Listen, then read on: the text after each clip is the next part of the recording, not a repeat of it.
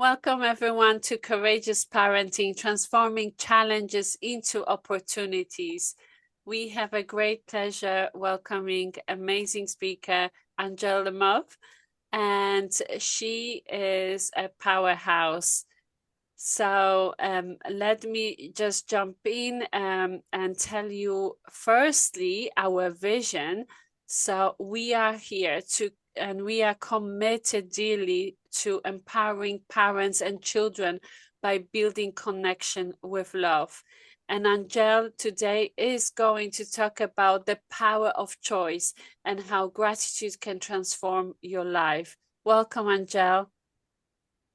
Thank you so much, Edith. I am honored, and it's such a great pleasure. And I'm heart-filled to be here and to be sharing my insights and co-creating this beautiful, confident, powerful space where parents can come and get some tools and some tips and thrive in their lives.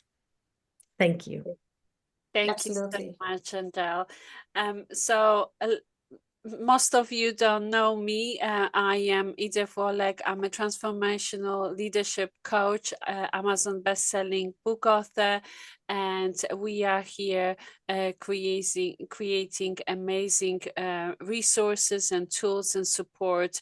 And Angel is going to talk about it right now. Before we do that, Filza, jump in. Yes. Hello, everyone. My name is Filza Jabin. I'm mother of 3 beautiful children, transformational teens, and parents leadership coach. I would like to welcome Angele, and I will read her bio to you all. Angele Lamothe is a high vibrational leader who leads a heart-centered life and whose mission is to help raise consciousness of our planet and to transform the world one heart at a time. Wow. She is a mom of 3, a tri-tail, an author of an empowerment coach who works with high-performing leaders to help them create abundance so that they can live their richest lives. She has a degree in psychology, a master's in health science, has training in energy medicine, and has completed leadership training. Angele is obsessed with people's transformational journey and how the power of the mind, when aligned with the purpose and action, creates miracle. Wow, Angel. So such a beautiful bio this is. So tell us more about your topic and why are you so attached to this transformation? Thank you, Felisa. I'm so committed and attached, I'll use the word attached, I love that, to this journey to transformation because we tend to complicate things as I tend to complicate things as a parent, as a performer, as a high performing individual in your life. I brought that to motherhood and thought, I'm going to be the perfect mom. I'm going to be perfect at what I do, and everything I'm going to be doing will be exactly what my child needs. And yes, we all have that purpose and we all have that hope for our child. And what I'm come here to share and co-create with you today is to recognize that yes, we do have that power. And it doesn't have to be that complicated because we are heart-centered. Our intuition knows we do know what's right for our child, and we do have the power of choice in every moment. And whether it's with our children, at work, with relationships, we do have that choice. And when it comes from the heart and empowerment and with a vision, it does create magic and miracles. And so that's how my journey in parenting began as a perfect parent. And as I step into the perfect version of myself, it has led to miracles. Thank you. Fabulous. Angel, you started talking about creating better relationships. So how can gratitude impact both our personal relationship and the relationship with others, with our loved ones, and of course with our neighbors and people that we might not even like? Love that question, Edith. When I speak about gratitude, or when I think about gratitude, I'll start with the simple in noticing in every moment what we have, what we worked for, whether it's nature, our physical possessions, of course, our home. Yes, all of those things are very valuable. And when it comes to relationships, or even, I love that you brought in someone you may not necessarily connect with. And I value and trust that in those moments, the gratitude comes from this person is giving me a lesson. This person is showing me where I get to grow. This person is giving me more patience, is showing me how to be more understanding, is showing me their perspective. And so, thank you. Not necessarily to the person, but consciously saying, thank you. I am becoming the best version of myself in every moment. And how can I become a better version of myself? And sometimes those challenges or those difficult moments can really highlight what we get to work on. When I think of relationships and we're courageous parenting, in moments where I was having a difficult day with my child because medically it wasn't going well, for example, in that moment, I was telling myself, there's a reason that I'm here. I'm so grateful to be able to be here in this space, and I'm learning to hold space. I'm learning to surrender. I'm learning to decide that, yeah, this is under my control, and some things I cannot control, and how grateful I am. And so gratitude comes into what's coming up, what are people showing me, what are circumstances showing me, relationships, what is showing me. And so when you're aware and relate to that, there's gratitude everywhere. And thank you for that gift, because now I get to grow and see where I'll say shortcomings, but they're really gifts, because they are the key to becoming an incredible version, the most incredible version of yourself. And that's in every moment. We're never the best version of ourselves. It's never an ending. We're constantly evolving and changing. And so that's where the gratitude can come in that instance. Yeah. Thank you for sharing that. As you shared about your child's medical condition, I was exactly in the same position, and gratitude brought me into action to support my child and be in the moment and see what is required to shift inside me so that I can be present for my child. So just tell us, many parents think, as we are focusing mostly on neurodivergent kids, many parents think that I have got a broken one. I've got something to fix in my child.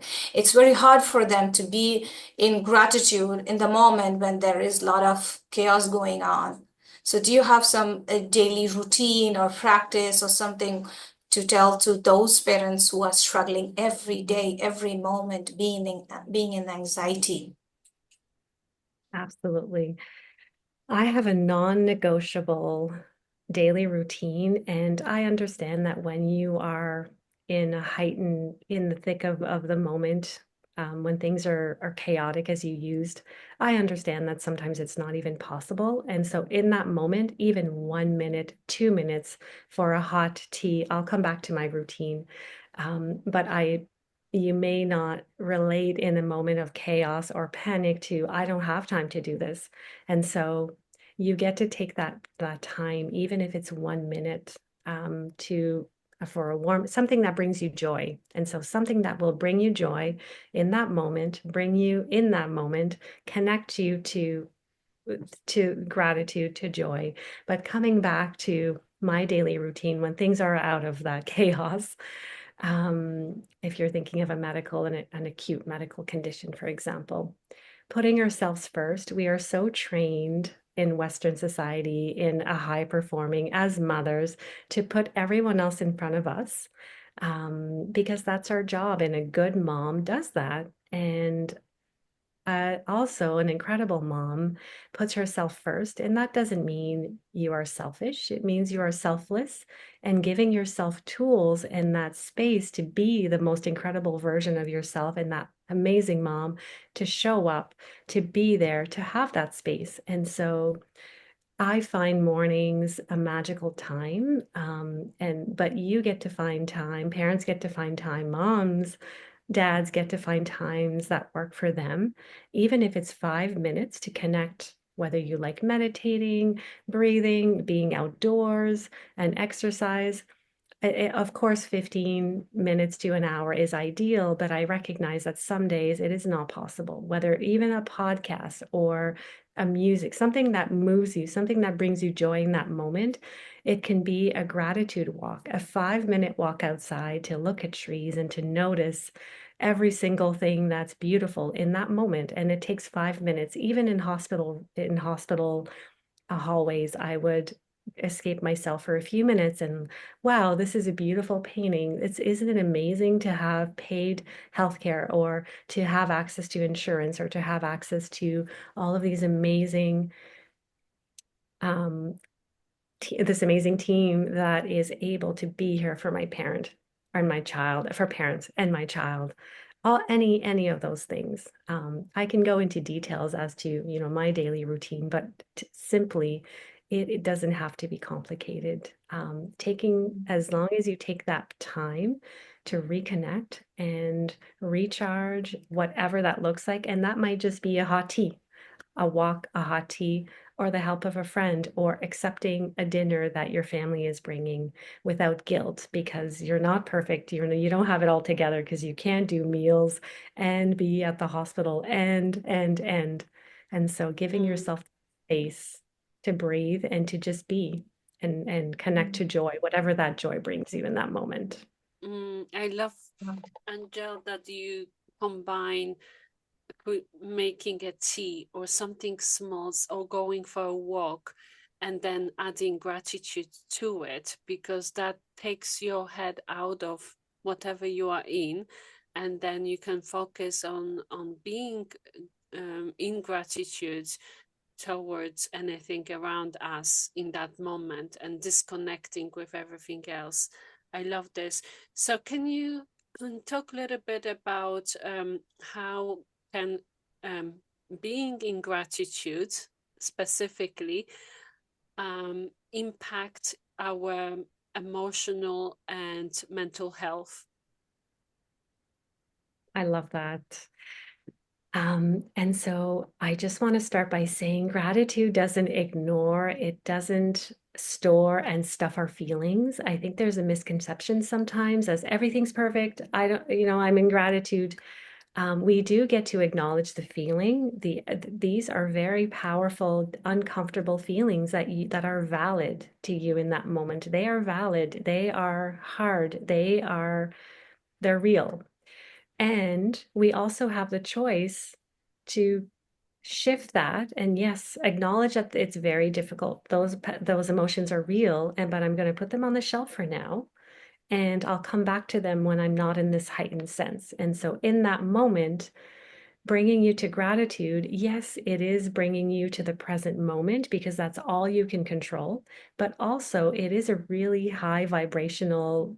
I don't want to get into the energy of it, but we are so powerful beings, and how we feel is really what comes up, and what we emit comes back to us in experiences around us, whether it's individuals, experiences, car accidents. What comes to our reality is really what we generate as a human. And so when we go into gratitude, even in those difficult moments, it is really recognizing that in that moment, I am choosing gratitude. I am choosing this state of being because that's all that I can control. And it's so powerful, yet so simple, yet so difficult to use at times.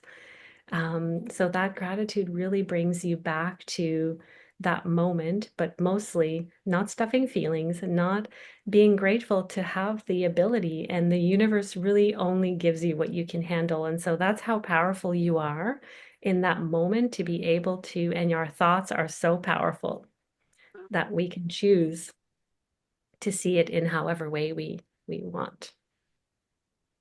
Okay. So powerful. The words which you are using, it's like taking me away from the present moment. Yeah. So Can you please tell us how can recognizing the power of choice, choosing gratitude over a lot of overwhelming feeling, a lot of hopelessness, victimhood will help us as a parents in a longer run and in a shorter run? Okay. Great. When I think of a moment, a difficult moment, a medical meeting for my child with that would decide the outcome of which treatment, for example, in that moment. So I'll start with the present moment, what we can do now, and then I'll shift to long-term view. And so in those moments, I, before even going into the meeting, I would set a quick intention. It can be 10 seconds. I am going to be a stand up for my child, stand up for what I believe from a heart space, leaving those tense emotions that are real. Again, they are real, they are valid, but when we are in the emotion of it, we don't think rationally, but also our heart gets pushed aside and our powerful emotions take over. But to come back to gratitude in those moments, how do you stand firm, make that choice, but decide what you can control? And so surrendering is a big part of that, because a lot of things you cannot control. We cannot control there are so many things that are out of our control. And so starting off by, what can I control in this moment? Well, I can't control what time the facility opens and if there will be a bed and if. So where can I use my power and my energy in this moment? And so being there for your child, holding that space, being grateful for the opportunity, being grateful for what I shared earlier, holding that space in that intention that yes, we will choose the best place for him. We will choose, and that in this moment, this is all I can control. I can control how I'm feeling. I can control what I'm doing. I can't control the other person across, but I can control. I'll say control what the outcome of that is and how I choose to be as a person, and how that translates to gratitude. And a practical way is, I'm so grateful, like I'm just going back to the meeting, I'm so grateful that we are having this open discussion and that I'm part of this and that we can choose together where the best facility will be for my child, for example. And in the long run, when we let go of because I'll come back to the emotion, when we are in those heightened emotions, we are in fear, we are in victim, can be in fear, can be in victim. And what we want to control is all those little things that we think will bring us relief. We think it'll bring us joy. We think it'll control the outcome of whatever is happening in that moment. And part of that is true, but mostly not. And so it comes from that fear-based mindset that if I don't control it, then if I don't do anything about it, then it won't go well.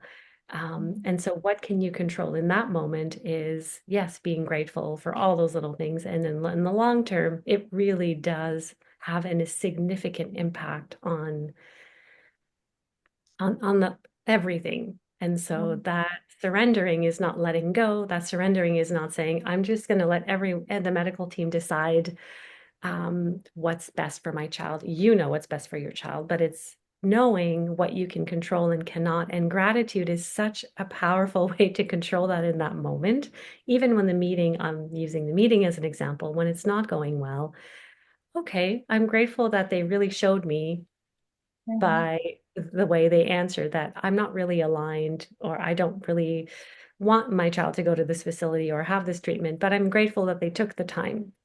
We can shift in any difficult moment. Yeah.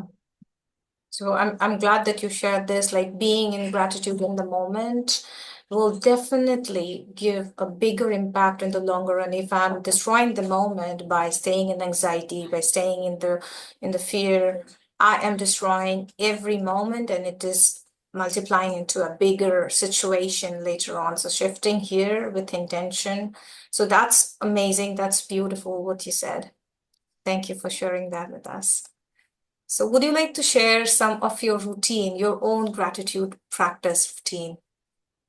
100%. I am a big fan of meditation, and coming from, a high performing, patriarchal, masculine, I work in a hospital setting, as a triathlete, it is, I have that part of me, and it took me a really long time to Mhm. actually release and let go because I was in my head, I was in the doing. It took me at least a year, but because of my dedication and my mindset, the way that it took me a year. I would sit down and be in my and write my grocery list. And so I'm saying this because all of my clients who tell me I try to meditate, I really can't. I write my grocery list. It's like the gym. The more you practice, the more it will come naturally. You can't go to the gym once and say, "Oh, I don't have any results. My muscles are still weak, or I don't feel strong," or Mhm. and so meditation is a big one for me. Even if it's 10 minutes, 15 minutes, it can be a sitting down meditation. It can be, with music, that walking outside in gratitude can be a form of meditation if you are unable to sit still, in a traditional way of, I'll say traditional way of meditating. Essentially, any 15 minutes, 10 minutes that will give you that space and connect you to a powerful space outside of you that will, it's actually the power is inside of you. But what I mean by outside is giving yourself that space to regroup, to recenter, to set your intentions, to release, to say, yeah, this was a really difficult moment. And so, whew, thank you. I'm putting that there. And sometimes it looks like breathing. I've coached people in different ways depending on their styles, but that can look like anything. It doesn't have to be complicated. But what I do want to say about meditation is anyone can become good at meditating if that's something you're thriving to achieve. And so, yes, meditating or a form of connection to outside. And sometimes that's nature. That is, nature has a powerful way of doing that. And so, a 5-minute walk without your phone. The other Mhm. powerful routine is your phone. The first 10 minutes when you wake up, we tend to want to go to our electronics. I'll speak for me. And so really not even looking at my phone the first thing I wake up. When I wake up, and then having, yes, there's health things like sleep and enough water, but in the morning, really before everyone wakes up, before you answer to every request, as a mom of three, I understand what that is, and really putting yourself first. And even if it's setting your alarm 10 minutes earlier before everyone wakes up, having that time, because I've done it. And I've made that mistake of I'll do it later. And I'm not saying you can't do it at the end of the day, but what I am saying is, if you choose that moment in the morning and you feel yourself, whatever that moment looks like, you will, and it can be exercise as well. But when you feel yourself in that first thing, then you fill that reserve, you've filled your tank, and you know that you will have a bonus later if you choose it, but you've filled that. So that's a big, big part of my routine, that non-negotiable. It can even be journaling. There are so many things that you can do in that moment, but really paying yourself first. And sometimes it sounds selfish. Well, I can't. My kids come in my room and it can be 5 minutes. Even writing down what you're grateful for at night and in the morning. There are so many ways. And so you guide me as to where you'd like to go. Um, but my routine is can be as simple or as Mhm. complex as you want it, as long as you give yourself that space and that time to recharge and refill your cup and re-energize. Thank you for that, Angel. Earlier on, you mentioned the word intention and setting intention. Can you give our parents clarity how they can set intention for whatever their goal is, whether it's with relationship or healing or supporting someone? Can you tell us a few tips around that? Absolutely.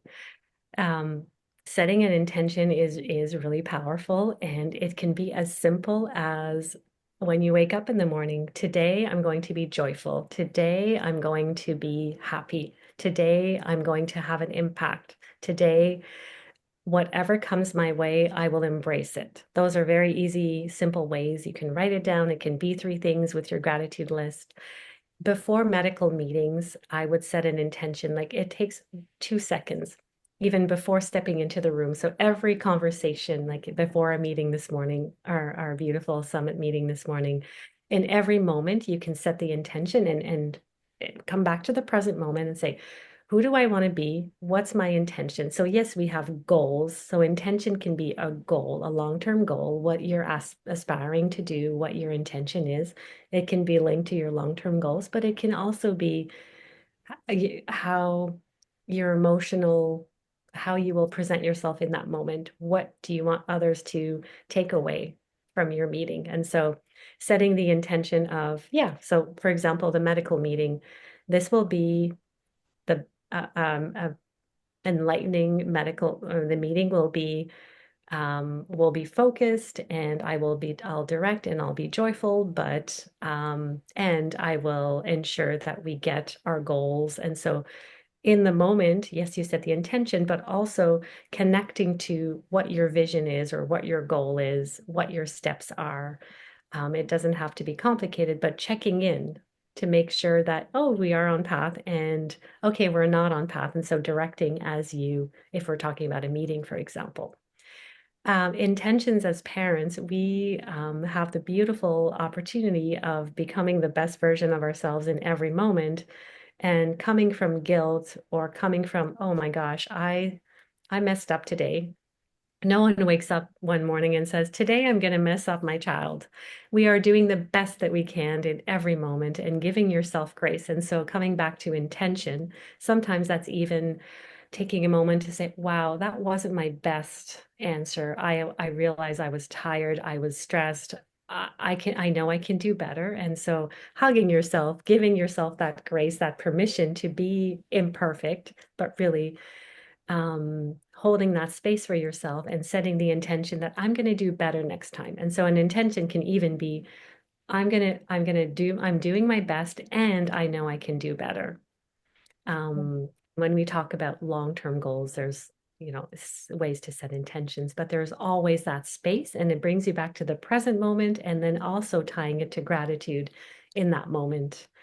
And so intention setting is very powerful. Yes, from the mechanical part of it, setting goals, connecting to them, but also from that energetic space, or that being present, that emotional space where people see you and react. Have you ever noticed how you show up in a meeting? If you're last minute in chaos, what will you create in that meeting? You'll create chaos, it is incredible. So that intention also brings you back to, oof, I'm just going to shake off the last hour of my day yeah. And then stepping into that meeting and then, yeah. So it doesn't have to be a long list of goals. It can just be very simple as well. From complex or as simple as you want it, but how you show up and what you generate, it will come back twofold. Every experiment and see. I promise. Definitely it will. Yes. I love the way you said, and you made it simple for all the parents here, because we think that we need a lot of time. We need so many things to do to become a good parent, a perfect parent, which is never going to happen up until we set the intention to go where we want to go. So, as we are coming to an end of this interview, it's mesmerizing talking to you. Do you have free gift? Would you like to talk something about that? Yes. And so when I tuned in to what can I offer? What has transformed my life? What has really brought me to the next best version of myself, because I was in that space of, I don't have even 1 minute in my day. What are you talking about? I cannot meditate. I cannot. And so the 2 free gifts that I'm offering is a daily practice. So my routine, and don't be overwhelmed. You can take little parts of it, and it was a process and a path, and that I created. And at times there are some little steps that I take from it. And then grounding, a few meditations where you can, so from 5 minutes to 7 minutes, really, even when you're driving, when you're walking, when you are anywhere at the hospital, taking that few moments to reconnect. And so a daily routine, and then also some meditations that you can listen at your own, on your own time or when it's convenient, anywhere, everywhere. Thank you. Thank you for your generosity. Thank you for your beautiful gift. Thank It's you, an honor. Angele. It was amazing hearing you and connecting with the audience and hearing all the fantastic tips. Thank you so much. Thank you so much for being here with us today. It's a great pleasure, and I'm deeply, deeply overwhelmed with joy and gratitude to be able to be in this space, co-creating and supporting others, community and power, and recognizing that you are not alone. Connection is really the key as well to supporting individuals who think that they are the only ones going through that. And although no one has the exact same circumstances, we do have the exact same set of, we want to connect, we want to be heard, we want to create a better space for our child and want to thrive and have an amazing relationship. And so we get to have that. Yeah, Most definitely. exactly. Thank you. Have an amazing rest of your day. Thank you, Bye for ladies. now. Bye for now. Bye. Bye.